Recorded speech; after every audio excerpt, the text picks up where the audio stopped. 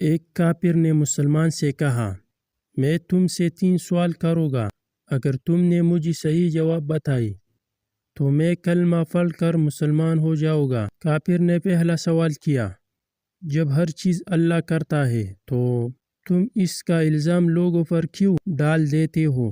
دوسرا سوال، اگر شیطان آگ سے بنا ہے تو اس پر جہنم کی آگ کیسے اثر کرے گی؟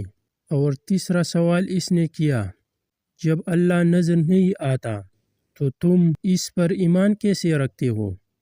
اس کافر کے سوال سننے کے بعد مسلمان نے زمین سے ایک مٹی کا ڈیلا اٹھایا اور اس کافر کے سر میں دے مارا، جس پر وہ کافر غصہ میں آ گیا اور مسلمان کی شکایت گاہ کی سرپنچ کو کی۔ سرپنچ نے مسلمان کو بلا کر جب پوچھا کہ تم نے اس کو مٹی کا ڈیلا کیوں مارا تو مسلمان نے اس کافر کے 3 سوالوں کے جواب دیے۔ پہلا سوال کے جواب میں کہا، میں نے اس کو مٹی کا ڈیلا اللہ کی مرضی سے مارا۔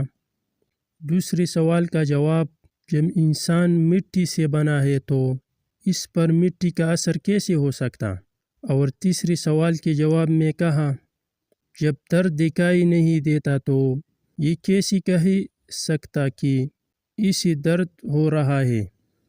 مسلمان کے جواب سننے کے بعد اس کافر نے کلمہ پڑھ لیا، لا الہ الا اللہ محمد رسول اللہ، اور مسلمان ہو گیا۔ سبحان اللہ!